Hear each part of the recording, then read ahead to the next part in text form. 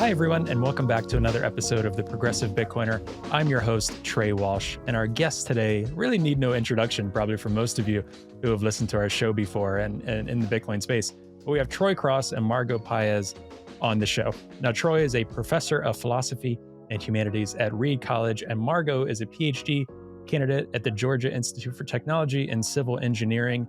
And they come on the show today to talk all about Bitcoin mining. They talk about the Bitcoin policy summit that just happened recently at the time of this recording. And what's funny is we were actually going to talk quite a bit about the halving in this episode, considering this episode, as you'll see, is shortly after the halving that we just had. But actually, we ended up talking quite a bit about climate action, about climate change, about our climate crisis, Bitcoin mining, narratives, research. And it was such a good conversation that I just kept it going in that direction and felt that was really important for this conversation and for both of their time as well and for our audience. So we kept going with that for this entire conversation, and it was such a good conversation that I know you all are gonna love. So feel free to dig into this one, share it widely, especially with those friends of yours that are environmentalists, progressives, folks on the left that really unsure of Bitcoin. Well, we talk a lot about Bitcoin as climate action in this episode and the time to take action and how to take action with market incentives and things like that, because we can't really sit around anymore. We need to take action on these things. So this was a really good conversation where we focus a lot on that again, I know you all are gonna love. So thanks so much for tuning in, for listening. If you can share this episode, if you can like and subscribe as well on YouTube across our pod channels, that would do a lot for us. You can check out our Keiser Fund as well in the show notes to support the show. And as always, any of our promo links that are in our show notes to support our sponsors, their products, and also support the show in return. All right, I'll keep this one brief so we can jump into this great conversation. But enjoy this episode, and we'll see you all again next week.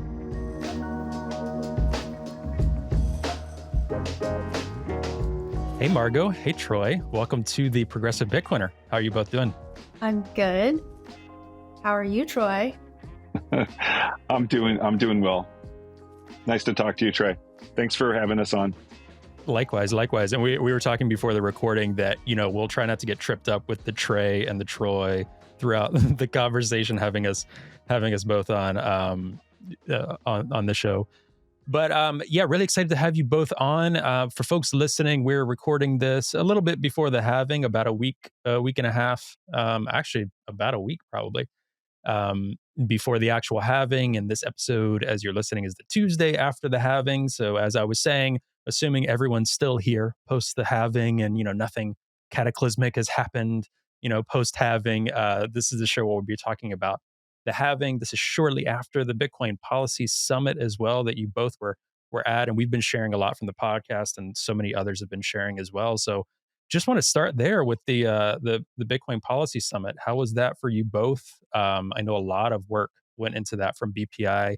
From what I observed through the live stream, seemed like a really, really awesome event. And I've been telling people I think it's one of the best events of the year in Bitcoin. A lot of signal, as we say, in that event. But just want to get your pulse check on it. Like, how was that for you all? What was that like prepping for it and jumping into it? I think a lot of people got a lot out of that event. Well, we'll start with you, Troy. Sure. Well, I think it was just the best event I've been to. Maybe that's my own bias showing, but I've been a part of a lot of Bitcoin events, and generally, Bitcoin events are made for Bitcoiners. We are a tribe, and so Bitcoin events are a chance to see people in your tribe, connect, bond over shared experiences, and also work to build things. And so there's a lot of networking that happens at Bitcoin events where you figure out ways to cooperate. But this policy summit had a completely different focus. Focus was on outsiders, and not just any outsiders, but regulators in particular. It's in DC, and we had, what do we have, Margot? 3 senators speak, and 2 congressional reps were there. So we had a sizable representation from government. We had a lot of agency people there. And this was a chance to talk across the divide of the Bitcoin world and the DC world. And so that called for a different kind of programming, different kinds of conversations. And I mean, it's absolutely essential because a lot of the people regulating Bitcoin don't know a lot about it. So they are regulating in the dark. And many of them will even say this, that they feel like they don't know a lot about Bitcoin and digital assets. So I think they appreciate the chance to talk to people. And also, it depolarizes the issue. We had equal representation from both parties at the event. We had a variety of political viewpoints from Bitcoiners themselves represented at the event. And so where there's a lot of Bitcoin events kind of skew in a certain direction politically, this one was balanced. And the ability to talk to people in government across political differences, educate, and to do so in a constructive way rather than political posturing, in a public way. There were a lot of private conversations that happened at this event, probably more important than anything that happened on stage or any of the programming. Those private conversations are how we actually get people to put down their defensive mechanisms that they have and worried about how they're being perceived, and just actually think through the issues in a constructive, critical way. So I think it was an extraordinary success. All credit to the organizers of the conference, David Zell and Grant McCarty, the co-executive directors of BPI, and staff at BPI. It's a tremendous amount of work to get these people in a room together. And it took months of planning. It took financial support. I was just kind of amazed to see it all happen, and it came off very successfully. Yeah, that's a good point you raised, Troy. I think so many in that sector in DC, we're used to hearing from politicians and like congressional testimonies and grandstanding formats. And when you bring people in a room with some Bitcoin experts on certain things and realize, oh, Troy and Margot, they're pretty smart and pretty nice people. You get a face to Bitcoin, you get a face to these really, really important issues we're talking about, and regulators in the room. And it was kind of the perfect combo. There was a live stream available that was really great, that people are slowly trickling out into the world, which is really cool. Like, I remember the day of the event when I first logged in, I think it was like 60 or 70 people watching live. And then by the end, I don't know what the numbers are, but it was definitely in the multiple tens of thousands that have viewed this and then beyond. People are slowly trickling out information. And it's this really beautiful, organic way of getting out these really high signal panels that happened. It's not clickbait. It's not talking about, I think Bradley mentioned this, it's not talking about, numbers or finance or even, an academic conference, but it was a particular focus, and staying focused on that was really, really important for this event. Not that Bitcoin necessarily needs these things or needs us in the room with politicians, but it was just the perfect balance, and really just BPI. I couldn't agree more. Just kind of genius in this setup of it. So I was really amazed with that. Margot, but from your end, go ahead, Troy. No, I think Bradley said no one mentioned price all day. It was never mentioned once. That makes sense. That kind of says it all. This was about Bitcoin in a much broader way than number go up. And Margot, I know you put a lot of work into this as well, working on the report, the presentation you were doing, all of this stuff leading up to that. How was that for you? How were conversations you were having? Obviously, you've been at this for quite a few years now as the climate scientist angle, and talking about this. So this isn't your first rodeo, but obviously things are building up more and more in positive directions. Yeah, well, Troy can attest that it was very stressful for me to prepare for this. Certainly bugged him a number of times with my stress, but it was good. I thought that the summit went really well.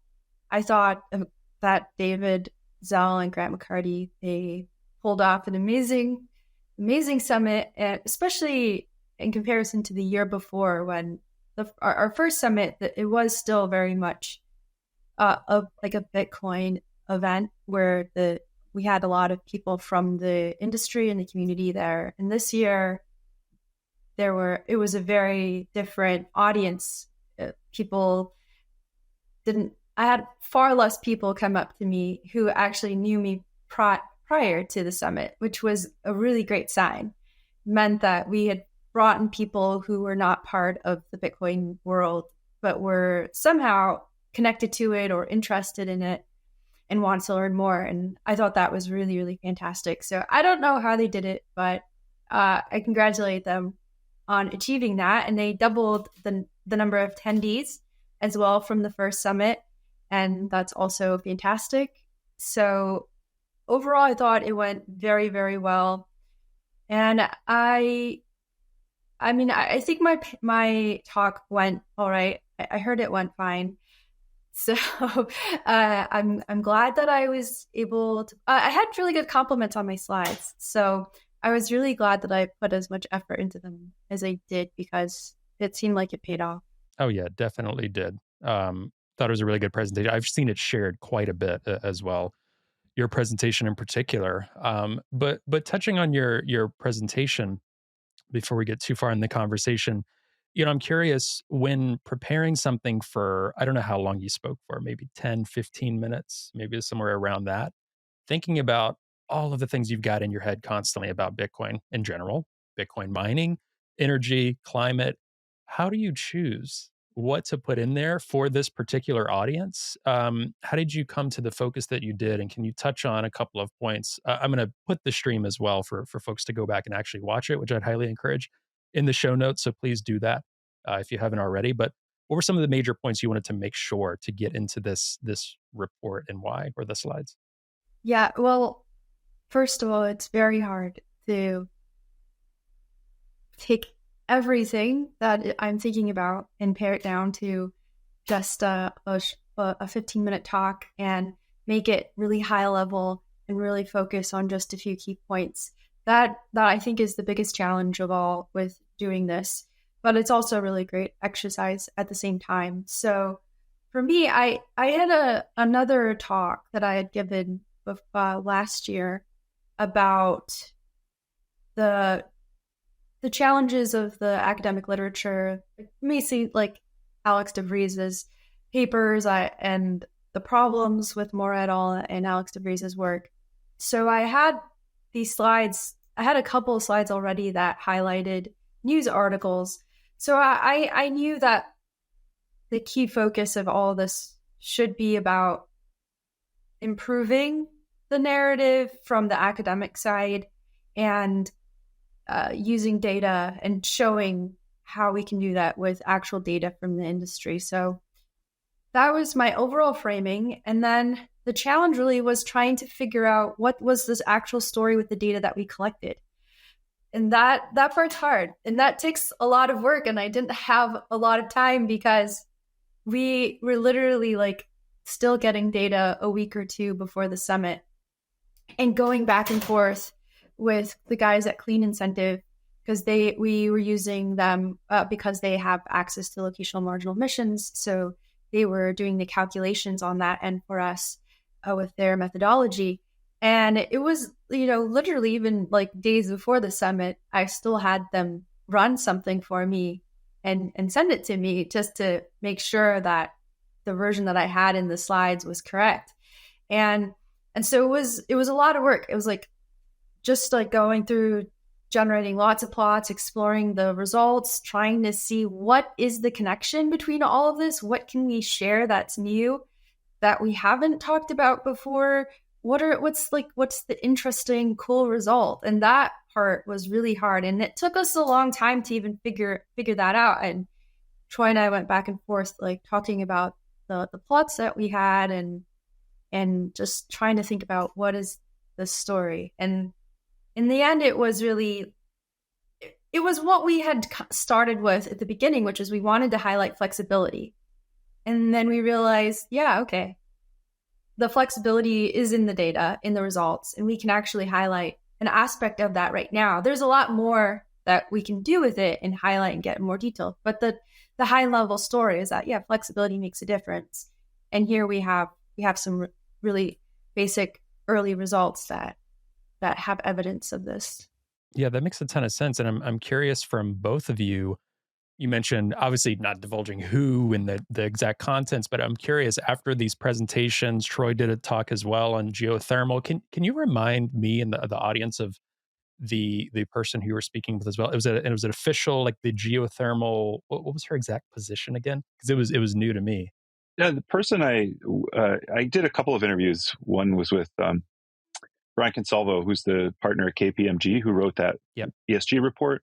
And then the other was with Lauren Boyd, who's the director of geothermal technologies at the Department of Energy. She manages a $115 million budget and interfaces with academia, with industry, with the national labs to kind of coordinate geothermal energy policy in the United States. And she was awesome. But yeah, before I go into that at all, I wanted to circle back to Margot's presentation, which, Margot, you're being modest. It was a great, great presentation. Mm-hmm. And I was really proud of you and of us to see it. And I hope people do share it because, Margot has done the lion's share of the work on this study, collecting data, interfacing with Clean Incentive, the conception for the study, and the analysis of the data and the narrativizing the data. It's all Margot. But I have been playing a smaller role, and I've seen it through the whole process so far, and we're not done. We still have to write a report. But it's been incredibly hard to gather data from miners, and it's sometimes because they don't have the data. It's because there's no like standardized format for the data. It's sometimes because they don't want to share it. It's sometimes because miners use hosts, and then those hosts don't have or don't want to share the data. It's really difficult to get a company to give you data, even if you promise them anonymity and aggregation. And Margot has been tireless in doing this for many, many months. And then when we get the data in at the last minute, it's really hard to know what to do with it. And the analysis that we had planned didn't look exactly, it was not quite making sense. And part of this is that we kind of realized that carbon accounting generally is just such a mess. And we stepped into it ourselves. And we had to step back out of the complexity of carbon accounting and say something true, say something true and comprehensible and defensible. And so there's some conceptual work there. And then, Margot worked on the slides for many days, just paring them down. The ultimate message is like very, very simple. When you have a data center that can turn off and does turn off in response to prices or in response to agreements with the grid, demand response agreements, that helps the grid out tremendously. And it's very different from an equivalent data center, which does not shut off. So these data centers we looked at, this is just from Margot's presentation, they were down, 69.5%. They were up 69.5% of the time or 95% of the time, somewhere in that range. Okay, so downtimes range from 5% to 30%, roughly. And that means a lot of carbon emissions avoided. And that's what we're trying to quantify with the locational marginal emissions of where is this power being curtailed and taken, and when, and at what times. When you have a flexible consumer like that, you can basically shave the peaks of demand from the grid. And those peaks are carbon intensive. And they are also the same thing that sends prices of energy sky high. And that's the same thing also that requires more infrastructure for power production. So we have an amazing story to tell if we keep it very simple.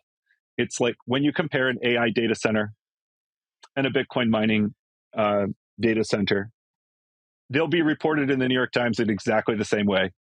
They'll be treated by Cambridge as exactly the same thing. That's 40 megawatts of load, or that's 100 megawatts of load, whatever. But 100 megawatts is not 100 megawatts. They're radically different. If the one plant is flexible and does not add to peak, and the other plant is inflexible and demands 100% uptime, they have radically different impacts on electricity prices, on carbon emissions, on grid infrastructure required to maintain that grid. And so that's the story that we're telling with the data. Simple story. Margot almost thinks it's like too simple. I mean, she's like the physics whiz, and I don't think it's too simple at all. I think the identity between different kinds of loads is built into every news story. It's built into every graphic.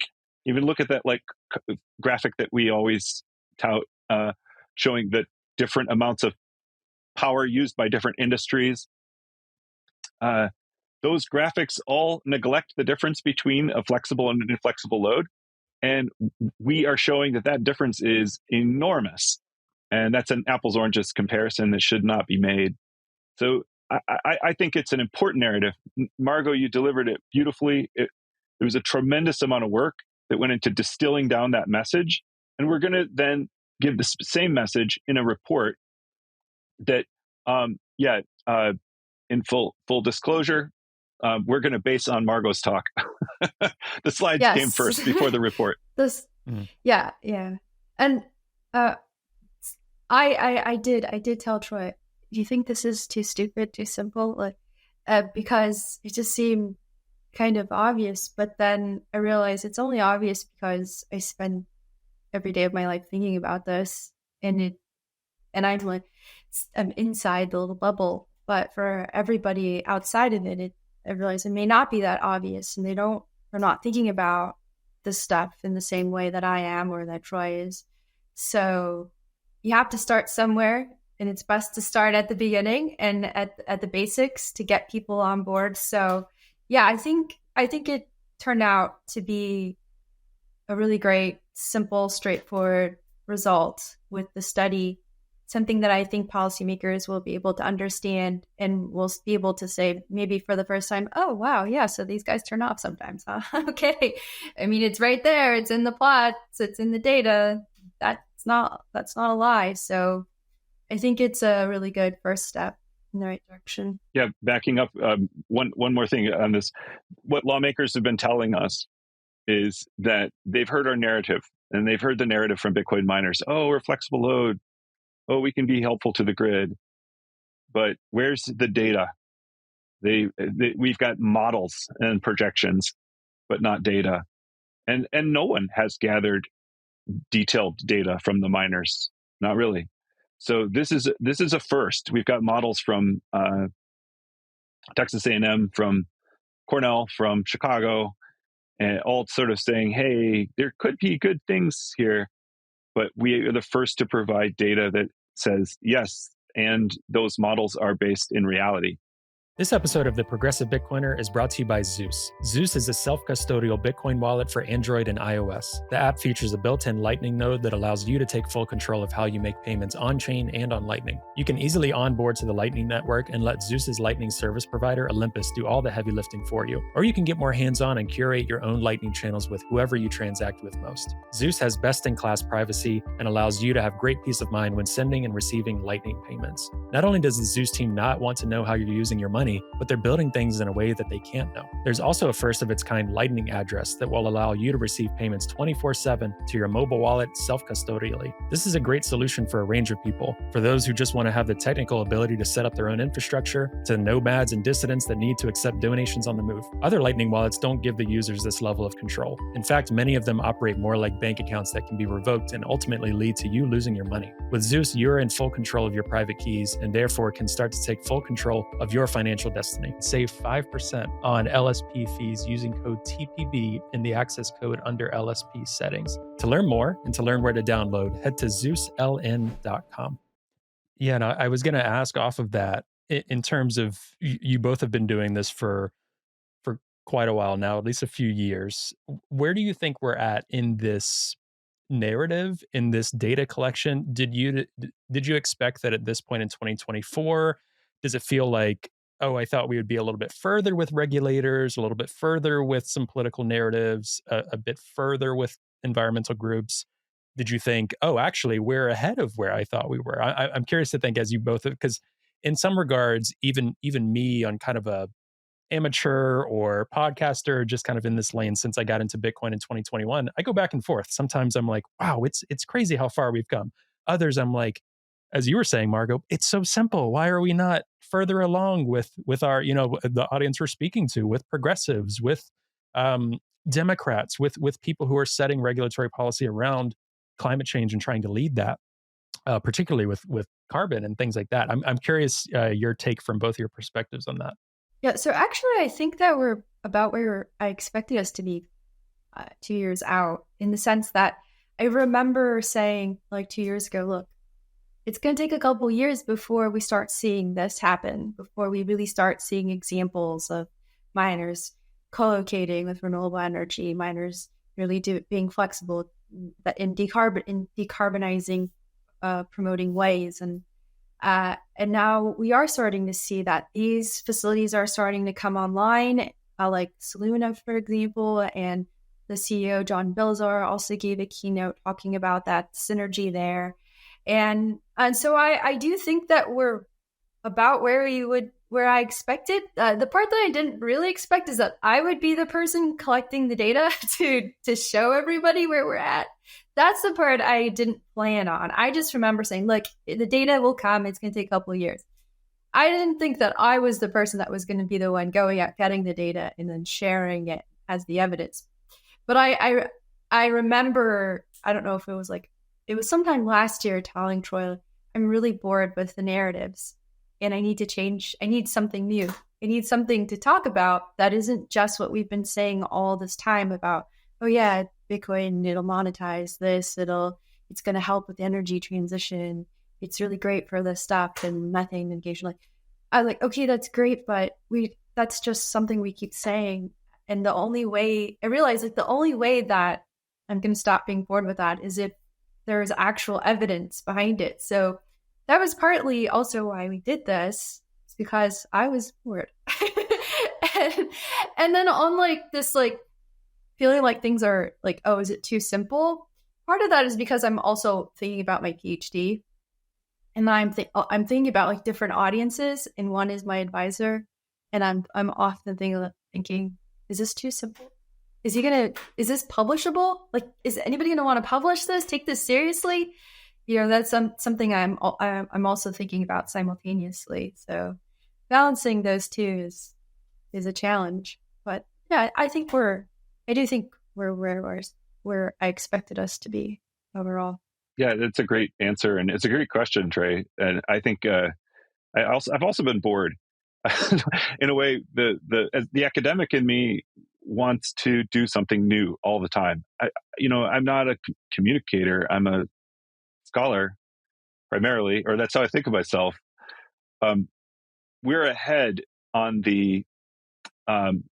I think on the Bitcoin community's understanding of what's happening. We're ahead of where I thought we would be. Pretty cool. I mean, everybody knows the shtick. Bitcoiners themselves are really well educated, I would say. They've learned a tremendous amount. I include myself. We've all learned a tremendous amount about energy systems over the last couple of years because we've been under such intense fire. On the public-facing side, I think we're behind where I would like to be and behind where I thought we might be. We're still looking at a proposed 30% across the board tax proposal from the Biden administration on Bitcoin mining, which is ridiculous. It's a very powerful tool, guys. Let's try to use it. What's most striking about the tax proposal is that it's just blanket across the board. It doesn't recognize differences and sort of useful niches in which Bitcoin could occupy, or it doesn't distinguish between mining Bitcoin on a coal plant or using it to mitigate methane on a landfill, which have wildly different impacts on emissions. And so, in other ways, I am surprised where we are as far as we are. It was wonderful to have somebody from the Department of Energy on stage at a Bitcoin policy summit in only its second year of existence. The fact that Lauren was there, she came to all the talks all day. She was very interested and open-minded in about Bitcoin itself and the intersection of what she does and what we do, and whether there could be possible synergies there. That's phenomenal. Amazing that we had so many members of Congress, staffers, members of the agencies attending a Bitcoin event.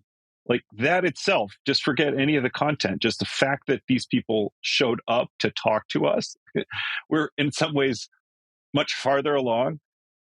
And when I think about the objections to Bitcoin and sort of what's hot right now, it's not the environmental side. Even though nobody's like taken back any of their mistakes or a mistaken rhetoric, no one's issued any corrections. And I think this is, since Trump, the new style. No one will ever issue any more apologies or corrections ever again, no matter how wrong they are. It's just viewed as weakness or somehow something like that now. But even though nobody has taken anything back, they just shift to another FUD point. So, right now it's illicit finance, it's sanctions, it's undermining the dollar. And I think the threat to Bitcoin, if I am reading the tea leaves correctly, is not the energy side. I think Bitcoin mining is going to be fine. Not to say, there's no threat there. I just don't think the momentum is there to pass any ridiculous legislation. I don't think that Biden proposal of 30% tax is going anywhere. But I do think that people are looking at a compromise from a kind of Elizabeth Warren, make crypto completely illegal in the U.S. By saying that you're just making it regulated and safe and applying the same sensible regulation you apply to banks, and ignoring the fact that running a node is very different from running a bank, making it basically illegal to run a node or to mine. The compromise position there, I'm guessing, is still something that's not going to be acceptable to Bitcoiners. And it's going to involve reporting requirements and really tight regulation, so that KYC, AML, Bitcoin is going to be different from non-KYC, AML, Bitcoin. And the latter is going to be difficult to operate with. It's going to be difficult to spend with it. It's going to be difficult to touch the traditional system of finance with the alternative system. And no one's really opposed to that. The number go up people are okay because we have the ETFs. They're okay just kind of having it in this digital gold roll. And so I think that's where the pressure is right now. I'm not going to rehash that issue, but the pressure has shifted from the energy issue to that issue, in part because of our success in the narrative that we're telling. So in some ways that's a huge threat to Bitcoin, but it's also a marker that we've done something right. Yeah, I totally resonate with that. And on our show recently, we've been talking a lot with Kyle Schneps, who was also there with you all, with Ludmila, Yes. who was also there. So many folks that I just think are some of the smartest and coolest people that I know and connect with. And I feel a bit, just from this platform and other people I'm talking to, whether it's Paul Revere, John the Baptist, whoever, just saying like, hey, people, this is the threat. It's that complacency and number go up.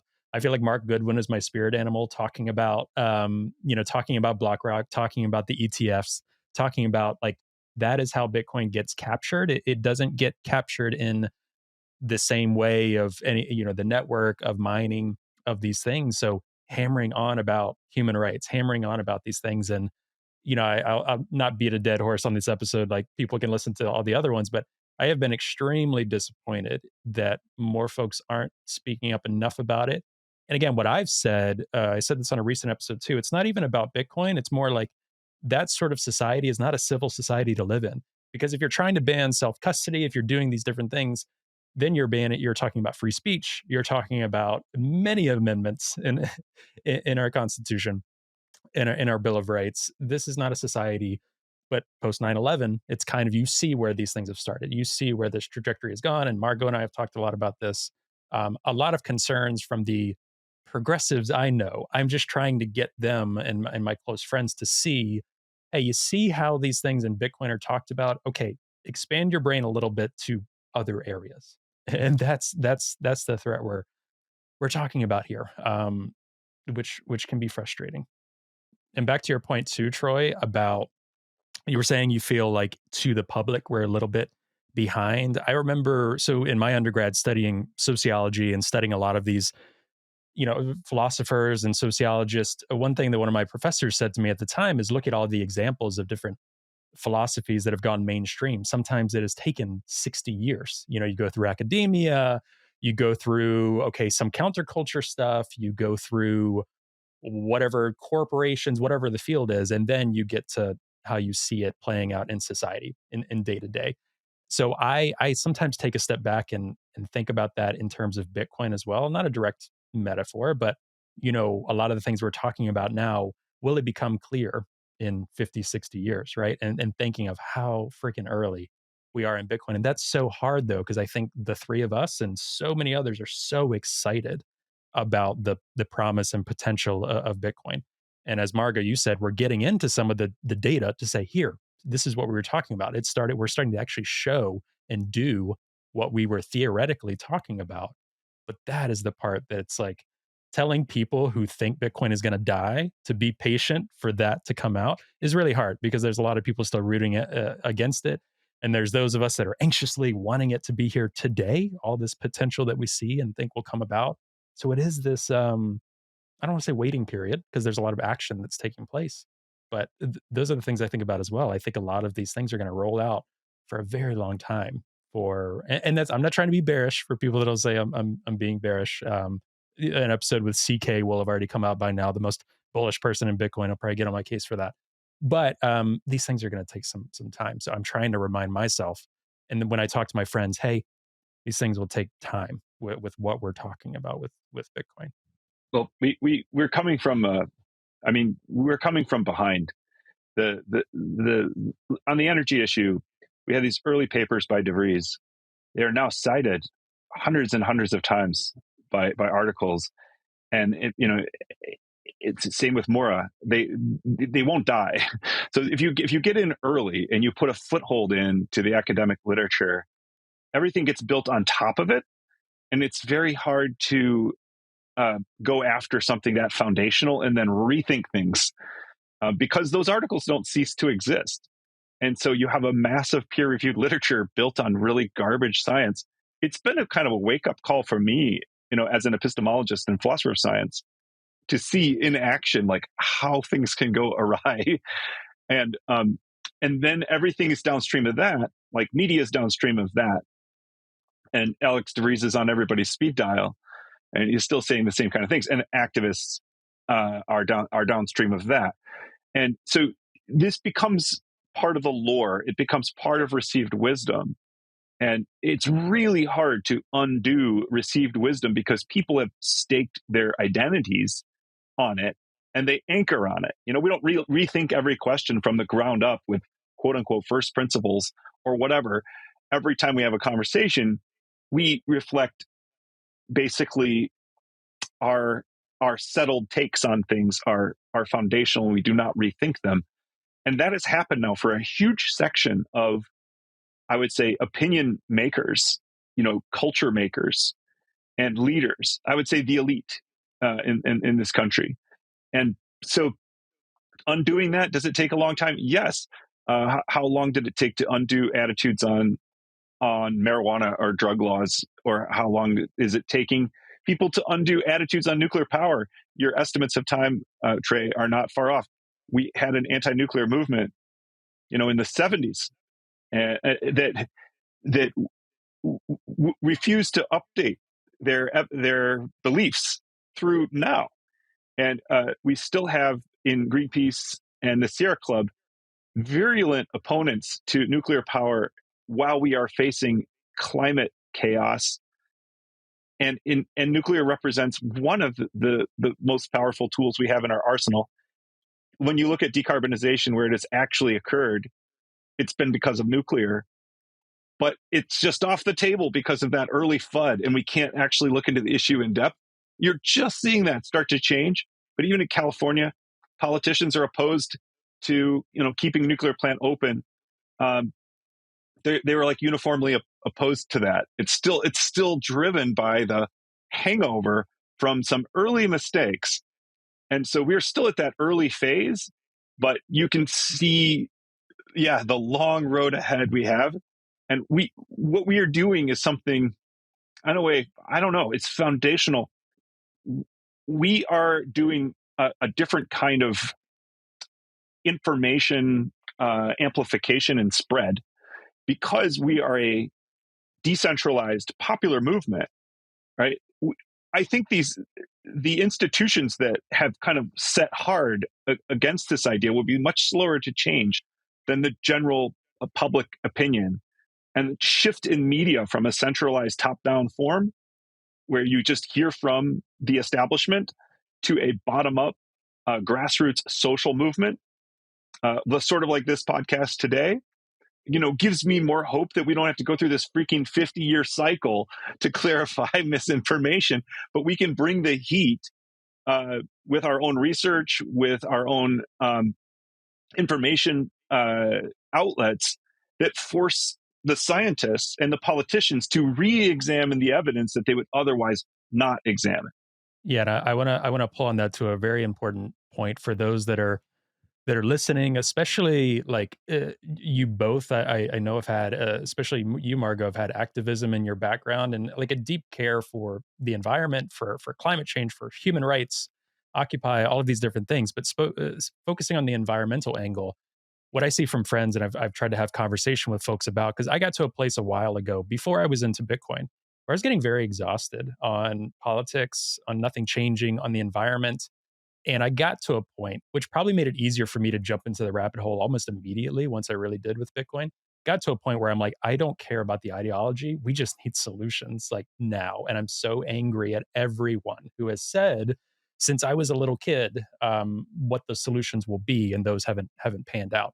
So for both of you, kind of back to, I think both of you are deep academics that have learned to speak to the common person, if you will.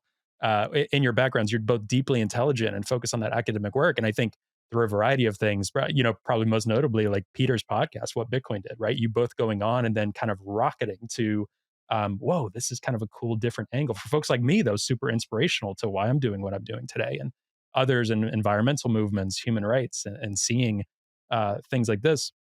How do you both continue going? I think in the face of FUD, in the face of hitting brick walls, in the face of seeing some of the climate data that Margot, you've been sharing recently, a lot of others have been sharing recently, that's super alarming about global ocean temperatures recently within the past 6 months. I know Willie Woo and Naden out in Hawaii and some of the islanders who are really seeing this today are focusing on that.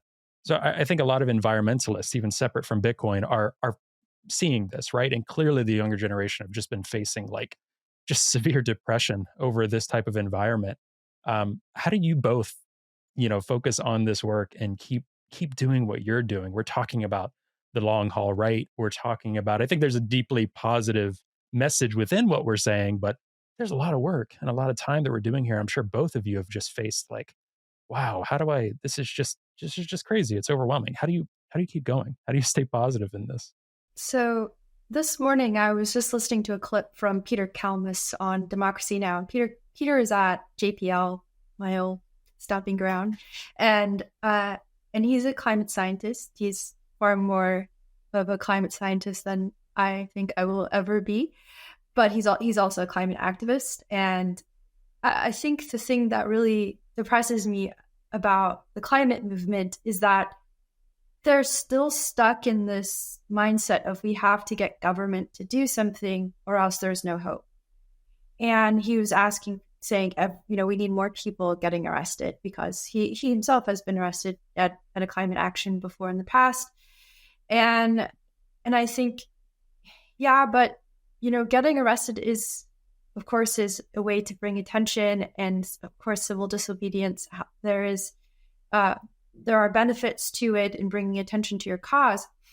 But I think at this point that the best thing that we can do is to actually take action, and apply ourselves to solutions and try to figure out what we can do without thinking that government is going to solve it for us, because we're in such a really difficult situation, and the promise of government figuring it out and doing the right thing is really, really, really low, I think.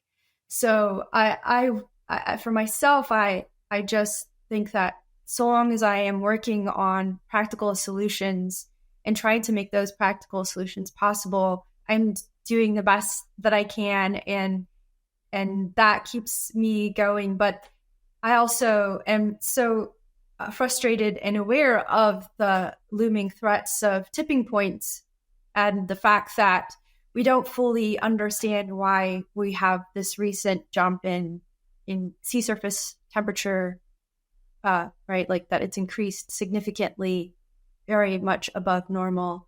And there's James Hansen, basically like the grandfather of climate change. He's been putting out reports and studies with, and not just on his own, co-authored with many people, talking about the possibility of acceleration of warming and the various potential causes, and how we really need to even look beyond the models in the IPCC because they're too conservative and in some ways they're wrong, and that we should really be focused on the paleoclimate data, which is like old, actually like empirical, going out collecting data from different biological sources that are actually, like Earth dated, right? And looking at the past climate and seeing what does that, if global warming happened at some point in the past, what happened after that? It's in the Earth record. What does that mean for us, for warming for us? And it doesn't look that great if we continue on a trajectory of not taking strong immediate action. And I think knowing that it's also very challenging to organize governments behind that action, it's a big thing. It's a big deal. It's a big thing to think about and try to accept and figure out, okay, what are the worst case scenarios here? One of them being the AMOC collapsing. And that's like a circular cycle of water and heat and throughout the Atlantic. And if that collapses, those effects are going to be felt very, very severely in parts of the globe, and it'll happen over decades or hundreds of years. But it could happen, within 50 years, let's say, the AMOC collapse. The AMOC may already be in a process of collapse and we don't know it. So I'm getting into like really doomer climate stuff. But I was thinking about this morning, and I really wanted to talk about it. So I'm going to take up all this time to be my climate activist self and talk about it and say, the biggest challenge is that we cannot solve this in the way that we wish we could solve it. And I really wish climate activists like Peter Kalmus would accept that reality. And I think they may feel it inside, but they're not ready to accept it. And I think that's where the conflict is. And we have to accept it, that the government is not going to come in time to solve it in the decades time that we need. It's just not possible. So we have to think, okay, how can we solve this in a practical way by ourselves? And even if you're on the left, and even if you're a Bernie Sanders supporter and you call yourself a democratic socialist, the only way we can do it is with the market, friends.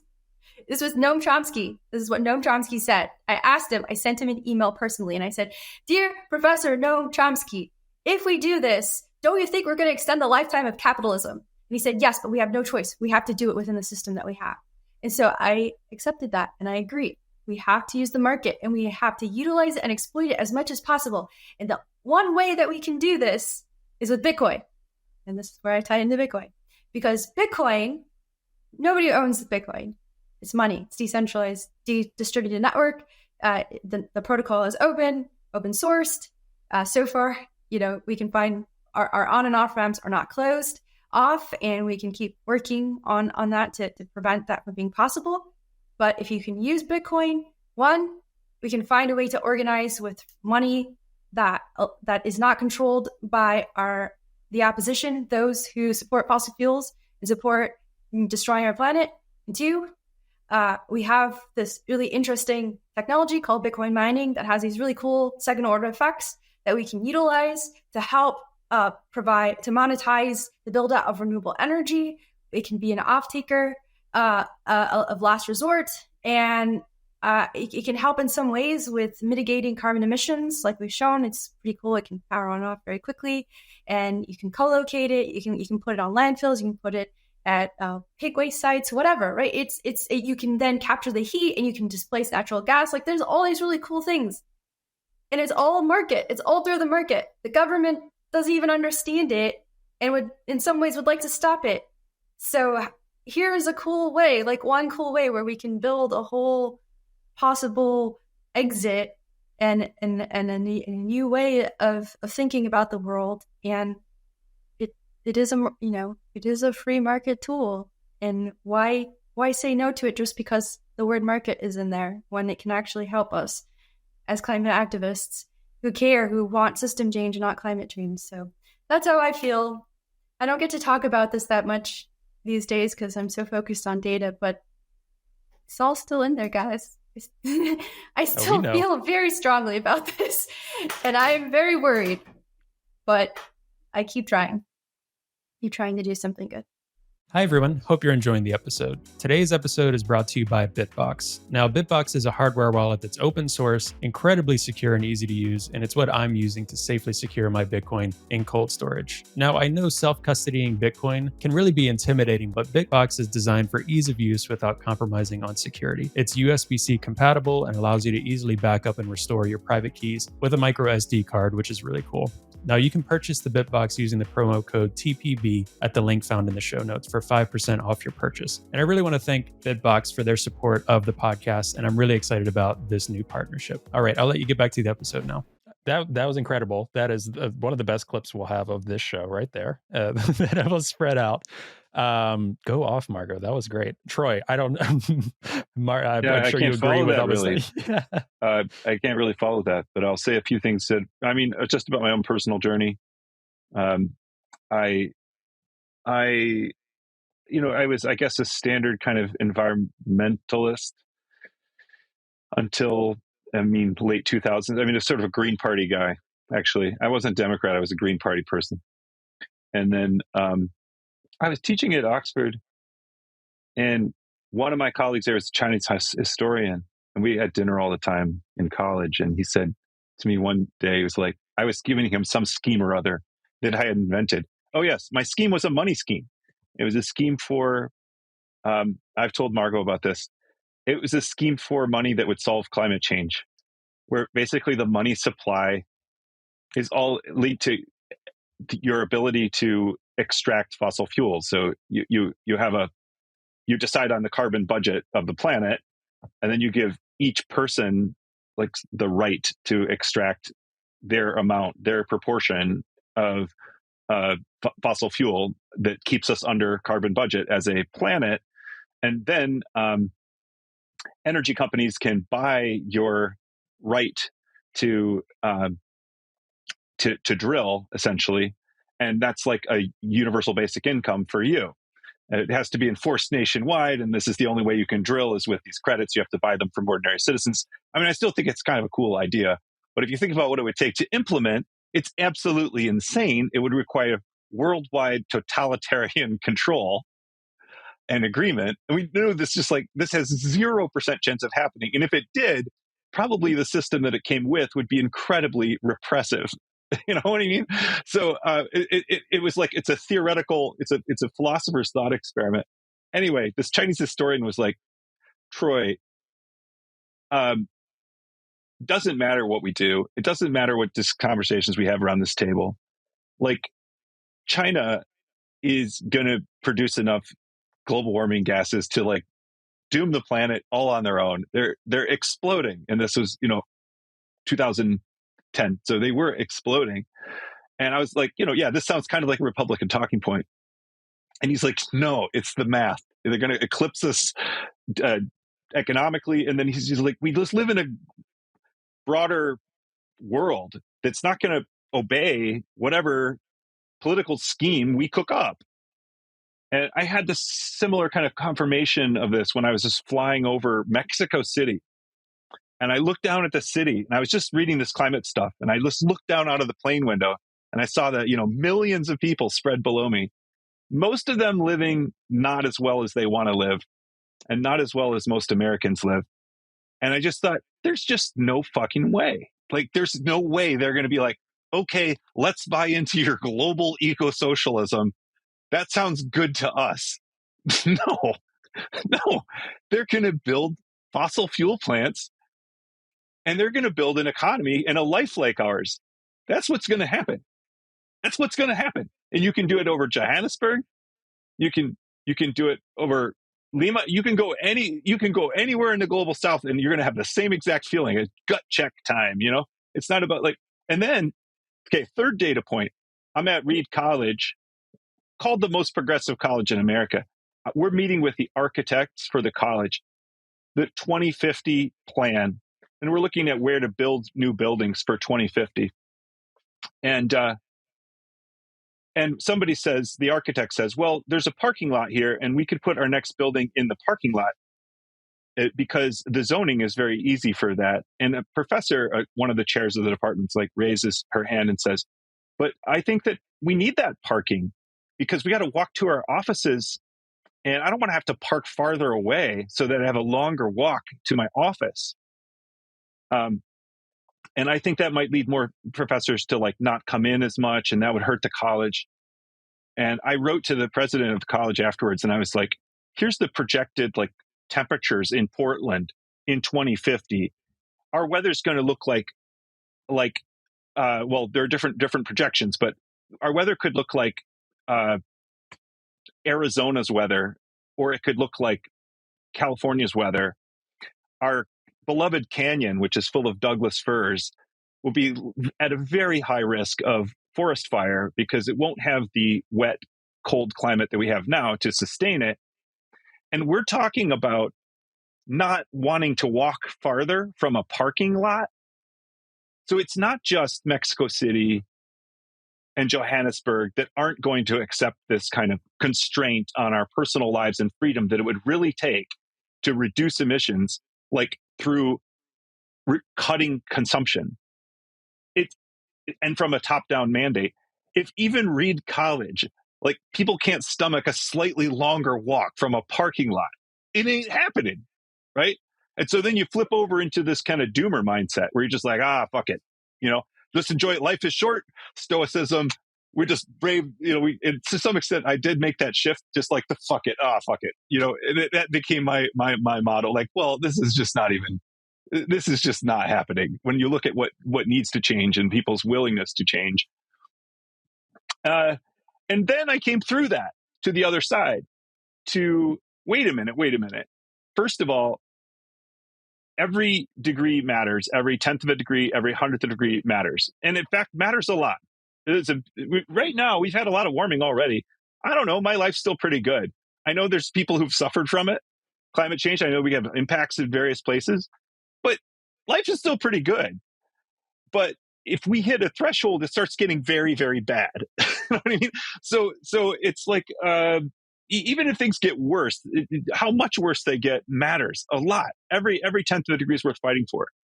And then the other thing is a kind of, you reject this idea of you're either going to save the world or the world's going to fail. No, you're trying to be responsible with your life. And whether or not that succeeds doesn't matter. I mean, whether or not it succeeds doesn't matter. That's a kind of Viking mentality. You go to battle. It doesn't matter whether you live or die. You do your duty.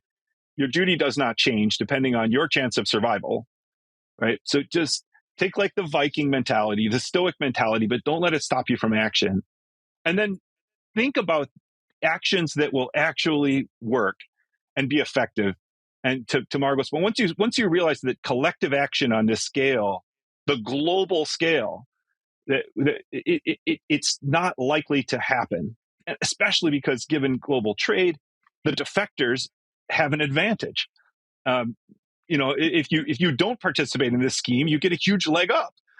And so, and every individual player has all incentive to cheat to say they are emitting less than they do. And socialism is not a cure. If we look at like communist governments, they're not like the best stewards of the environment. In fact, they do some of the worst pollution. Right? It isn't a scheme of government that solves it.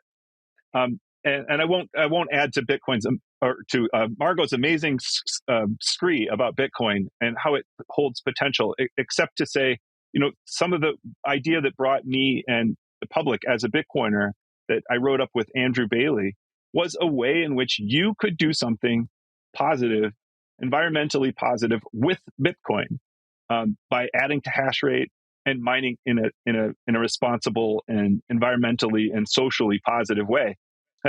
That's cool. If anybody gives me a lever that I can push as an individual that is doable, especially one that may be even profitable, I'm going to do it, regardless of the big picture. Just forget the big picture. Tend your own garden, and for me, that means trying to use Bitcoin in pro-social, pro-environmental ways, and that's why I'm, advising the companies that I'm advising. Every company that I advise shares that mission with me. I want them to succeed. And I think I can get more done that way than by wagging my finger and trying to shame people, whether it's my colleagues at Reed or whether it's the entirety of the global South. Hey, you shouldn't be using as much energy. That's just not going to do anything. I'd rather build something, make something. And finally, one last word is that Bitcoin has provided an amazing community. And this side of Bitcoin, particularly the Margot side and Margot herself, when you find people who feel the same way as you and are taking action, Harold Router, Nate Harmon, these people fill me with tremendous hope and keep me encouraged. If I were just like a solo individual out here trying to do this, I would be discouraged. I think Bitcoiners who don't believe in climate change at all, but are friendly with me and manage to find common ground with me, that gives me tremendous hope. I'm like, oh, people are not just locked in a death match based on ideology, but we can actually connect on the points we agree on, set aside the points we disagree about them civilly, and work together on what we do agree on. That's also incredibly, incredibly hopeful. Yeah, the remarks from both of you, I have nothing more to add to that. You said a point, Troy, that Well, then I'll add something. No, just kidding. Well, I was going to say, and yes, please, Mario. Well, Troy, you said one thing that I've been thinking for a while. When I first got into Bitcoin and in the space, I think I might have been a bit more angsty towards the Bitcoin community, and it's come a long ways even since 2021, but very much trying to speak my mind and be like, I'm getting a lot of flack for being progressive, being on the left, yada, yada. Okay, so come full circle. Now what I'm slowly realizing is, to your point, where there are people in Bitcoin or online Bitcoin, which is the 5% fringes of either extreme, right? That might not believe in climate change, but many of them are doing more to address climate change or take climate action by investing in Bitcoin mining. So I'm like, whether you like it or not, we can agree on that. I don't care what your reason is. It goes back to that market. It goes back to solutions. I'm like, I would rather that than someone who is not taking effective action that makes change that I might ideologically agree with on that point. So again, I'm so focused on the action point, as you both are talking about, that I'm like, hey, that's fine. That's fine if you think the world is flat and that climate change is real, whatever. Hey, we're on the same team with Bitcoin mining. That's pretty cool to me. That's very cool. Margot, were you going to jump in and say something? Well, I mean, to your point, I think that's like what's very cool about Bitcoin, and is that you don't have to care about something, but because of how the protocol is designed, the incentives are designed, you end up doing something potentially positive, whether you intended to or not. So if we could do that if we could take that and extend that across the entire world to every single problem that we had, we would solve all of our problems very quickly. But it seems that the rest of the world is not as simple as Bitcoin. And but I wanted to say about some things that Troy said. One is, his point is like, you just kind of have to do the right thing. And I think whether you succeed or not is also a really one of my favorite points that Chris Hedges makes. He's a really fantastic journalist. And Chris Hedges has said time and time again, like, we do these things not because we expect to win, but because it's the right thing to do. Ethically and morally, it's the right thing to do. So that's why we do what we do. That's what, even in spite of the odds, and even just thinking about Bitcoin in general and the overall idea behind it, and like, there are really big odds against Bitcoin's success. And however way you imagine what that success will be, the odds are very, very big. But we do it because we think that it's the right thing to do, and we're really hoping that it is. But you do it because it's just what you should do, not because you think you might win. And I think that's fundamentally how we have to always approach these really, really big issues. And then also, I thought I had not mentioned David Graeber on your show today, so I should mention him because at least once. Yeah, it's a rule that I have to mention Graeber at least once on your show. And that's to the point that we all have the ability to do something, and it's like, you don't have to wait for somebody else to do it. You should just do it. And that's, I think, a really nice, like, anarchist view is like, there's infinite ideas, right? There's infinite, because there's every person is different. Everybody has an idea. And I think if you just let people decide for themselves, make the choices on their own without coercing them, then you'll find that they'll eventually, they'll make the right choice. So I think we should not try to find solutions or lean towards solutions that are more top-down or centralized authority just because they're the most efficient ones. I think that can lead us down paths that are dangerous. And I think that we should really focus on letting people organize and decide for themselves how they think society should be. So, yeah, go David Graeber. Yeah, I think just to touch on that point, Margot, I think the shift towards authoritarianism within the left is frightening, and it feels historically naive to me. It feels very historically naive, and because those movements never go the way they expect to go. And the story behind every authoritarian regime is, we need to take these levers of power. We need to deprive individuals of rights in order to get something important done. And we have a really great person, generally, or people who can do this, and it just never goes as promised. And I feel like in the US, the Trump dynamic just makes it far worse, because it feels like Trump is willing to pull any lever that's available and consolidate power.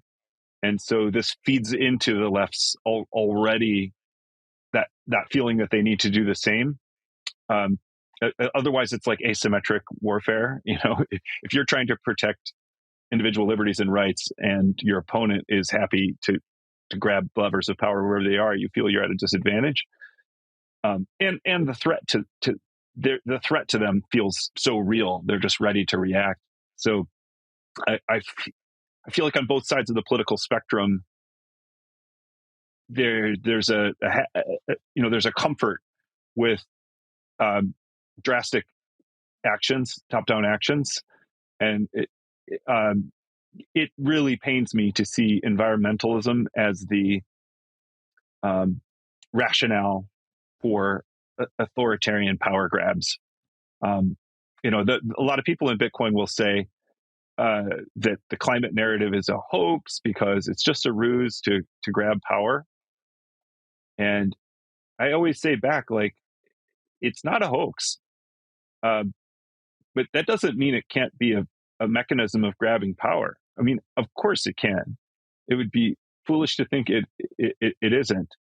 But what's weird is when the left really leans on climate change as a reason for infringements on liberty, they play right into that narrative that denies even the reality of climate change, because the right has pushed them together.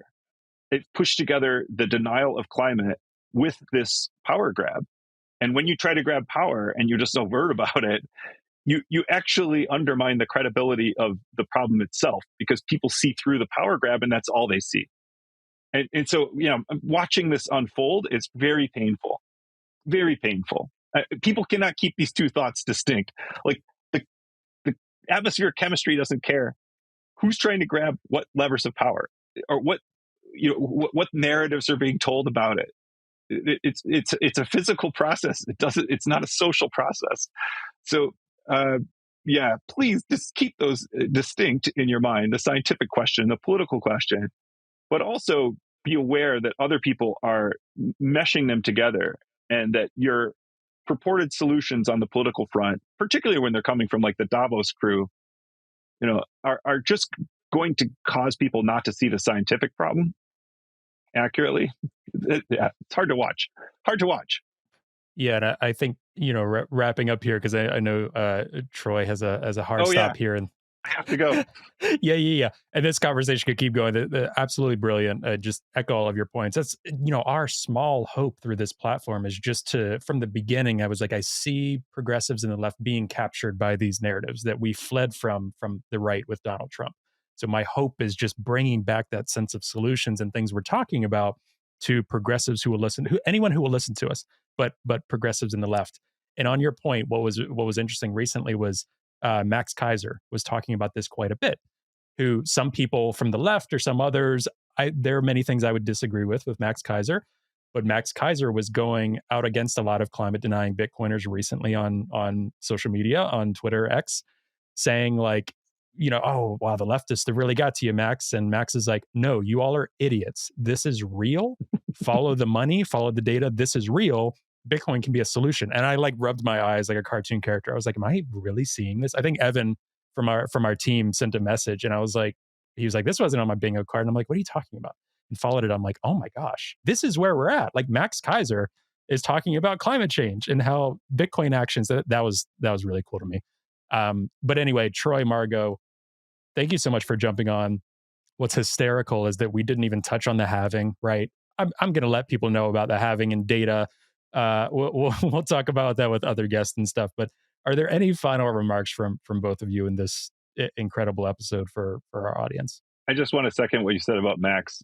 Max is an independent thinker, and he's got fuck you money. He doesn't care what people think about him. I mean, he to be fair, he didn't care what people thought about him from the very beginning. I don't always agree with Max. Sometimes he said things that were, wow, over the line. But both Margot and I watched Max in the early years talking about Bitcoin, and it was wild back then. He's kind of a prophet. It was really, really cool to see him hold his ground against the mob in the same completely defiant and unapologetic way that he deals with every other issue. It was awesome. Go, Max. Yeah, definitely. Max is some of the things he said lately, yeah, definitely stuff that I question.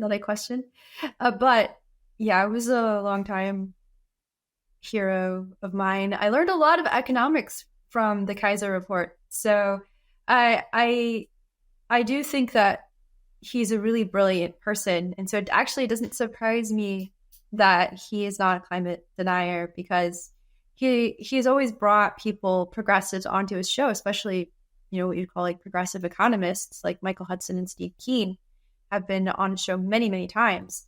And he was totally aligned with the Occupy movement when that happened. So I see Max as some ideologically separate from right or left.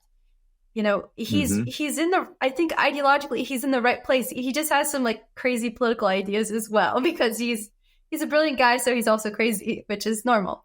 But yeah, I was really thrilled though that he was talking about this, and especially talking about like the insurance companies, because this is something that I've been thinking about for a while as well. And was literally telling my mother about this like 2 days prior to his tweet about the insurance signal, which I think of it as a signal, which is like when people are going to realize that they're in trouble is when they cannot get insurance for their homes or for their property or whatever, because the insurance industry are not climate deniers, and they're not going to cover you if there's a fire or a flood, right? So I thought finally, and also it was great because somebody else could take the heat for once, and a bigger personality can take the heat, because I'm usually the only one getting attacked for saying things like that. So I felt like that was great to see somebody else say these things, and he he was saying climate chaos. He wasn't just like, oh yeah, climate change. He was like, it's climate chaos. Like, all right, Max, thank you. I really appreciate that. Yeah. Well, this conversation feels like we need to put a pin in it and continue this another time. But I want to thank you both for all of your contributions to everything you're working on, for focusing on ethics, focusing on the right things, focusing on just doing it, just like you both were saying, just doing it, and just going out there. For all your incredible work and influence on people that are listening, to myself. So thank you both so much. You get all the credit that you deserve.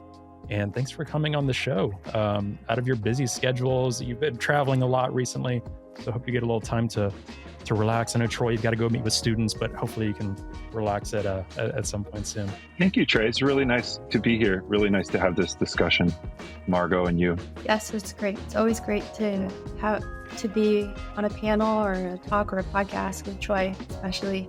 I love doing that. So Thank you, Troy, for making this possible. Absolutely.